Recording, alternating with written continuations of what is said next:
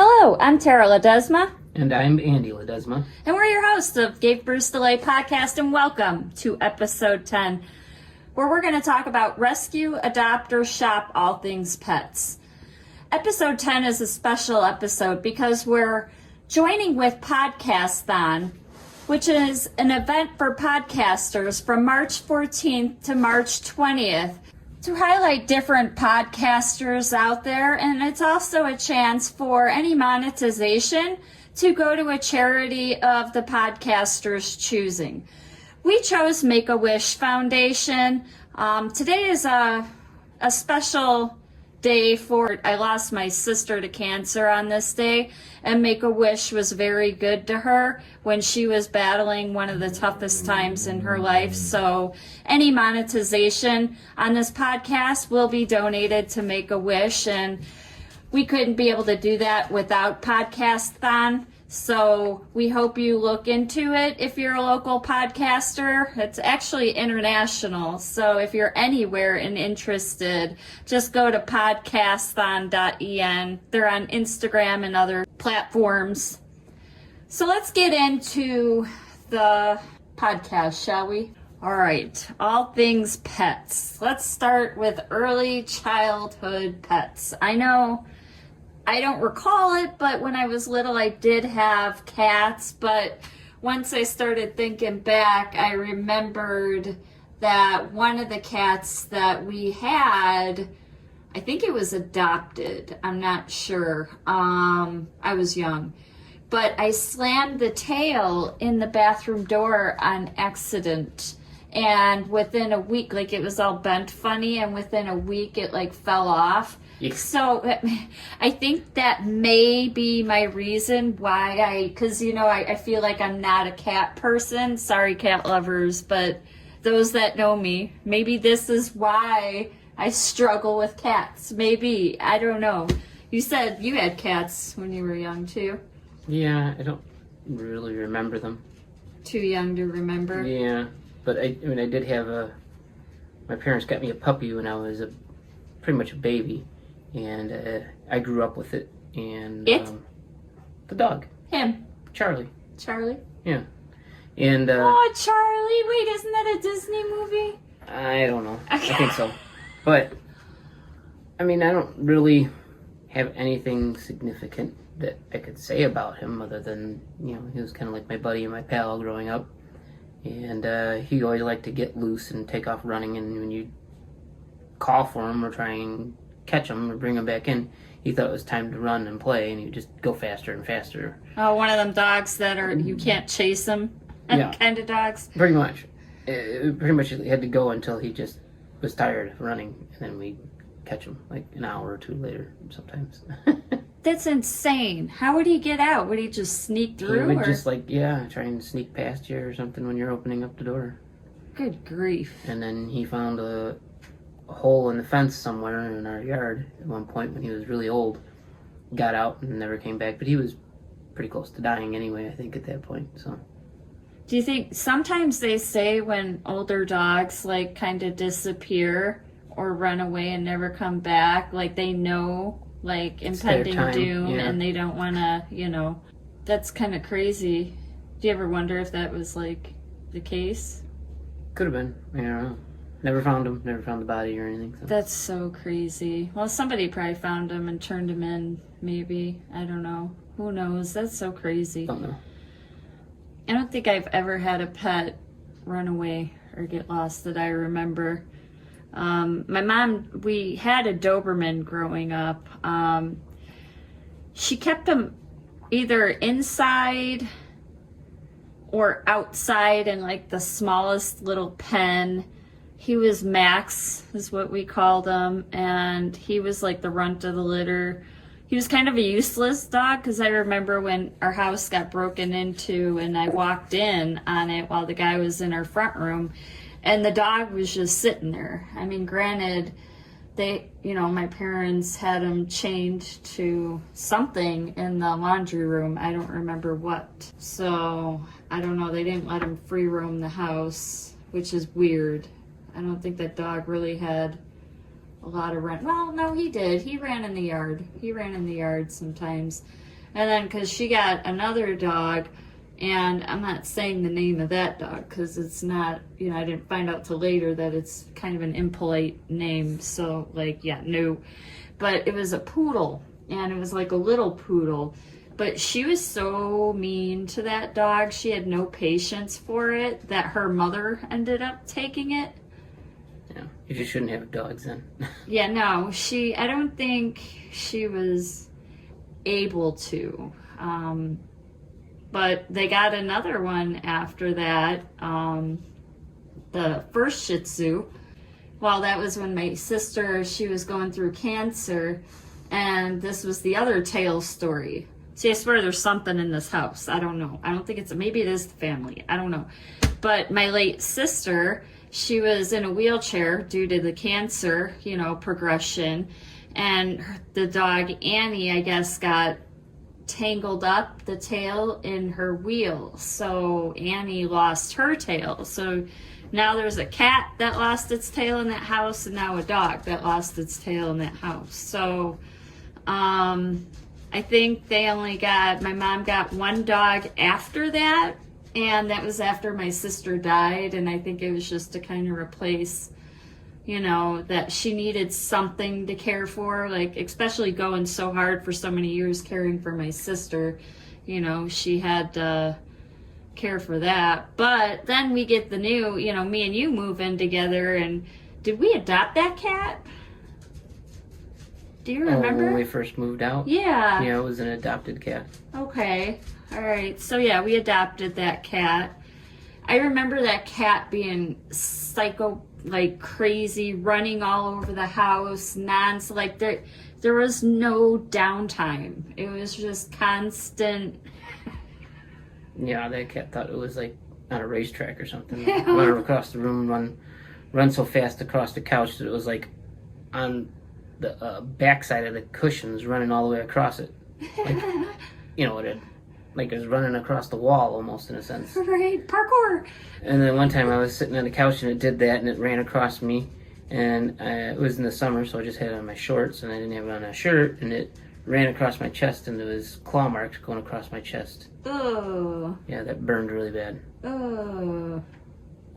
And then I also remember when we were getting ready for bed one night, and we laid down, and the cat came up into the bed, and then scooted its ass across my forehead. And I was like, why'd that feel wet? And I got up, went to the bathroom, and I seen a shit streak across my forehead. Yeah, that was pretty gross. Whatever happened to that cat? I don't even remember what we did with the cat. How do we not remember what happened with the cat? I don't know. I mean, it was 26 years ago. So that is true. We getting old. Yeah, I just don't remember. I don't know if we gave it up for adoption or somebody took it, or I don't remember. Yeah, that is. Yeah, I don't know what happened. I know we did something with it. We didn't just abandon it. But... Oh yeah, we would never do that. And then we went to fish. After that, we were like, we're getting fish. Well, we had. I forgot. We had the bearded dragon too. Yeah. So I think we got those from pet stores. And we did have Smokey. Yes, Smokey. We adopted him. I remember that. Smokey was first before the lizard. You are correct on that. So we got Smokey, and then we moved. And where we moved to wouldn't let us have the dog. Yeah. So we had to find a place. Thank goodness your parents took him in for, a hot minute while we... Because did we buy our place right after that, or no? No, it was a couple of years later. We moved out of Moni and bought our first townhouse out. See, that's okay. So that's not fair to the dog. We right. shouldn't have done that. Hindsight. Well, we took the dog back with us because I think my mom wanted us to take the dog, and then the dog was so depressed because it used to have acres to run around on, and then didn't, and wasn't very socialized. And Smokey, by the way, was adopted German Shepherd, so Shepherds definitely needed... I think it was a Shepherd mix. A Shepherd mix, but even so, it's still... She had a high drive. Yeah. She had a high drive. Very fast dog. So then the dog was depressed. We kept the dog for about 5 or 6 months, and then I asked my parents to take her back because she was depressed and my mom seen it, so she took the dog back with her that day when they came out to see us. I think that was probably the best thing for the dog because it was there for so long. You know, we only had it for a short amount of time, so it's almost like we were the foster parents in a sense. You know, because I didn't anticipate them selling the building we were living in that was allowing us to have a dog, and it was a gated backyard too, so it was nice, you know. And then so nothing's ever guaranteed, I guess, when you rent. But yeah, he was an she was an adopt puppy. And then I think the next shepherd after that was Leo, and we actually got him from a breeder. Right. So this was our first unadopted dog. Unadopted, and I think we just came across the breeder because it was local, and I seen a picture, and it was one of those I have to have that kind of thing, and we went and came home with a dog. You know, we completely skipped over JJ. Oh, the Chihuahua. There are too many dogs. Yeah. Too many dogs. Okay, yes, poor JJ. You know, here's we bought him just before we moved into our first place. Here's the thing why I think I kind of block out JJ a little bit. JJ was our little Chihuahua. I was walking through a store, and you know how the dogs are in them little glass things, and the puppies anyway, and I seen this little cotton ball, and I actually had to ask a worker, like, what is that?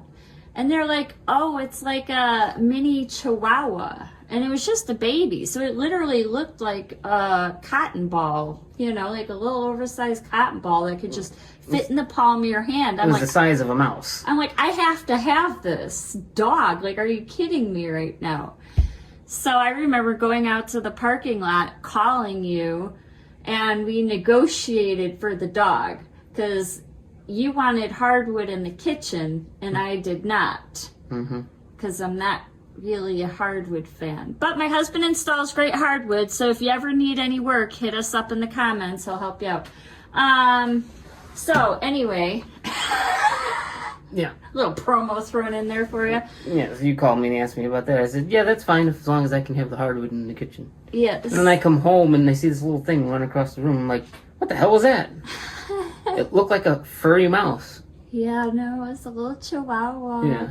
And then it jumped off the 1.5-foot couch and sprained its ankle. So we had to keep a newborn puppy little Chihuahua in this little splint thing and keep it rested and relaxed. Yeah. For like, don't let it run around. Oh, like, okay, this sure. Poor little thing. Yeah, it shouldn't have been on the couch anyway, but you know, little kids do things sometimes and they don't know any better, you know. So shit happens, I guess. But my thing, I think why I forget to mention him is because I feel like I'm responsible for his demise in a sense, because Chihuahuas are supposed to have, you know, a pretty long life since they're smaller dogs, and we had to put him down really before he hit the double digits because unbeknownst to me, them aerosol spray, you know, fragrance things that we had was actually giving him neurological damage. Yep. And I didn't know. And within the first year, he was showing signs of, like, you know, disorientation, inability to use the bathroom correctly, inability to go outside. Yeah, you just stare in the corner of the wall. Yeah, it was really, there was a bit, because he was having major neurological issues, and I probably should have put him down sooner, but I was hoping it was something that, you know, I didn't know what was happening. So when I did have to take him in and put him down, it was hard because it felt like it was my fault. You know, once I read on the side of that fragrance release box that it's, toxic to human and animals, and you go into the medical journals and you start seeing that, yes, in fact, it can cause not only neurological issues in people, but some of those products can, harm your animals as well. Yeah, and it was plugged in just over his bed. Yeah, well, it was, there was like a divider up there, and it was just, kind of fallen in the hallway in the front room, and so that's why I guess I kind of glazed over that, because that one's a tough one, because that dog didn't deserve to suffer like that. Yeah. So actually it was, we got that dog, and then we got back Smokey. Yes. So I remember getting Leo from the breeder and seeing him online, and he was just so cute and had to have him. And when we went to see him, it was like, yep, this is happening. Definitely happening. And then that's how, German Shepherd again, he needed a friend. So we went back and got him. A year later, got another dog. Yeah, got a year later and got him another dog. He needed a friend. So we got another German Shepherd, and from the same breeder. Yeah, same place. And that was Mavis. He's still with us. He's hanging in there at 10 years old, so he's doing pretty well. Yeah. And after Leo passed, not long after that, we got Yuri. Well, no, because I drove to Texas and back and adopted Wilco, the Dutch Shepherd, because Texas, there was this Humane Society that posted online. Here I go online again. I got to get off this online stuff with animals. But I seen that they were going to euthanize this Dutch Shepherd unless it got like a rescue home. So I contacted a place to pick him up and hold him for me while I rented a car, drove straight out there, and then straight back. There was no overnight stay. It was there and back, and from Illinois to Texas and back, that's quite a drive. 2.5 days about. That was quite a drive, but we rotated a couple drivers, so it wasn't too bad. But it was a tough road with that one too. So we rescued that one. So now we've covered all bases. We've adopted, we've shopped, we've rescued, so.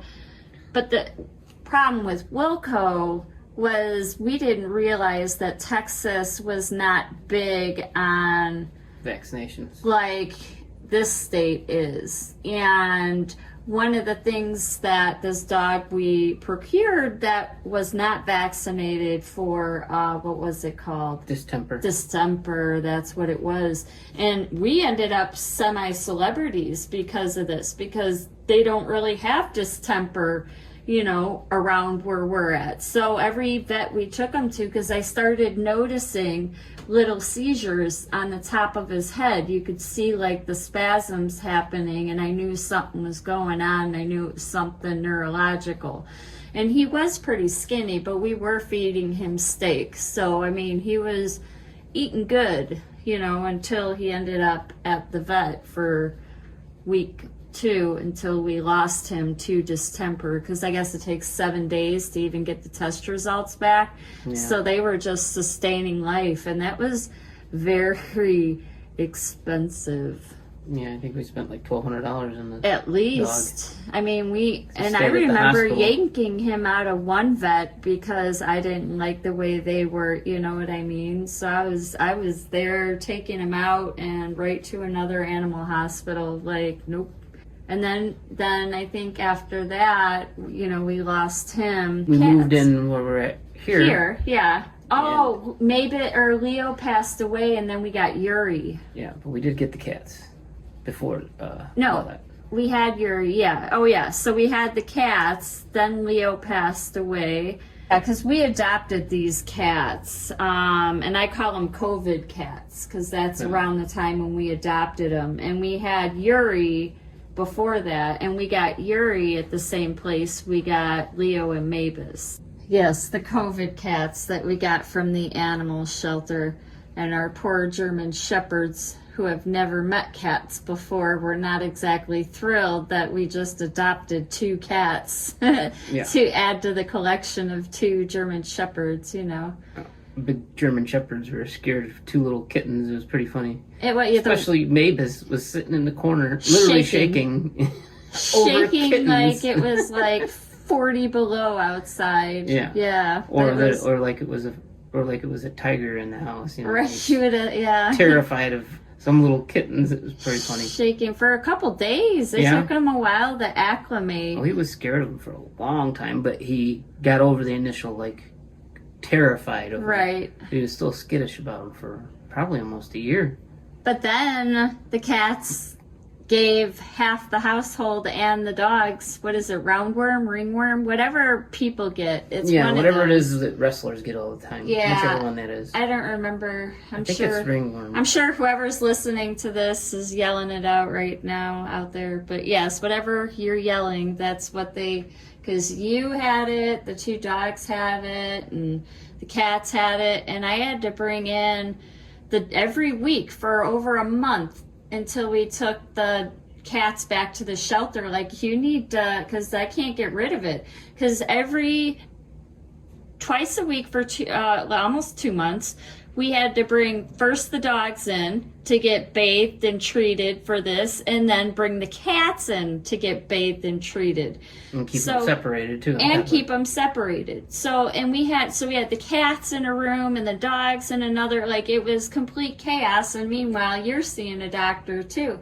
So the expenses added up so quick when you got 4 animals getting bathed twice a week and treatments, to get rid of this stuff. So after a month and a half, it was really breaking the bank. So we called the facility hey, can you take these cats back and, fix whatever condition you gave them to us in?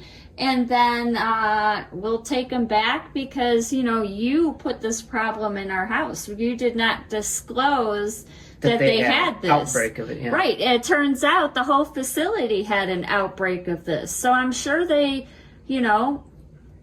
adopted out other animals from that facility that had this too. So I'm sure during this time, we weren't the only one that dealt with this at the shelter, because the fact that they did not disclose this outbreak and we're still sending out pets is very negligent on their part. And what was crazy too is when I wanted the cats back after it took them a month, I think, to clean the whole facility and all the pets in there.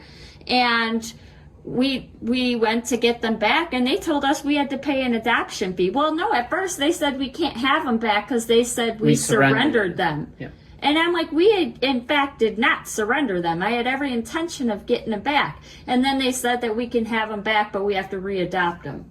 Yeah. Which was insane. What are you talking about? Adoption was only $30 or whatever. So whatever, fuck it. So that was the second adoption issue that we had, between, that one and then Wilco. That was kind of crazy. But Yuri, like you said, we shopped from the same breeder as before. He's actually Leo a half brother of Mavis. Yes. They have the same father. That's kind of cool.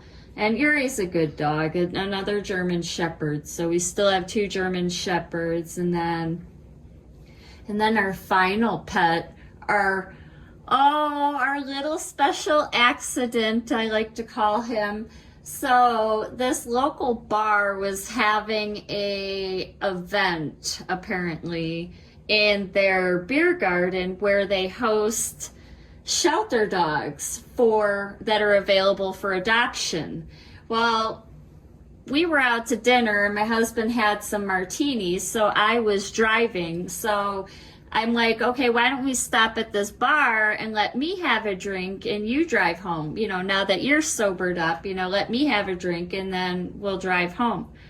Folks, when I say we went into this backyard and seen all these dogs, I don't even know where my beer went. I don't even know if I drank it all. I have no idea. I set it down and it was just on to the dogs. And this one certain dog I picked up and it just hugged me. Enough to where everybody noticed. Enough to where, as this dog was hugging me, unbeknownst to me, Andy was behind me signing the adoption papers. I think because once he's seen how tight that dog was hugging and not letting go, it was evident that we just got a third dog, you know.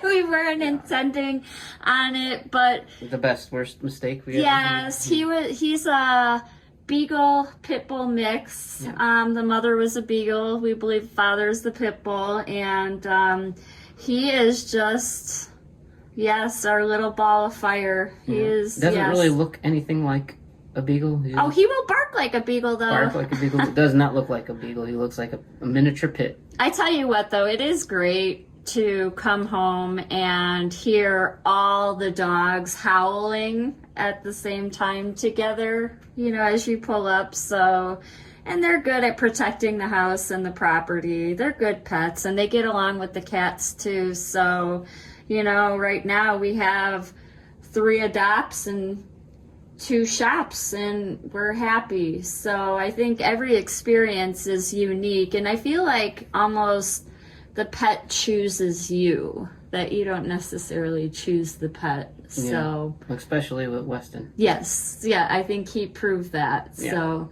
who knows where our future pet journey will take us, but right now, you know, we're gonna take a break. And you know, we did have my mom's bird for a hot minute, and it was an African gray. I learned a lot taking in that bird. I learned that my mom didn't have the right size cage for it. She was feeding it, what are those? Sunflower seeds. Sunflower seeds, which are actually, they're not, come to find out, they're not good for them. And I didn't know that until the African gray started having seizures. And once I changed the diet after, you know, intense research, his seizing almost pretty much stopped. Yeah, until a couple of years later, and then it came back. Yeah, but that's unbeknownst to us. I found him at the bottom of the cage. Yeah, he was older, but still, he should have lasted a little longer. But we took him to the vet, and it turned out that they recommended putting her down because she had cancer, and it was pretty, you know, which, you know, explained why the seizures came back, you know. Seizures are probably because of the cancer, not because of the diet anymore. Right. Although the diet might have been why the cancer developed at some point, maybe. The initial diet? Yeah. Because I changed him to such a healthy diet, or her, I don't know why I keep calling him, but I changed her to such a healthy diet that she just did a complete 180. So that was amazing.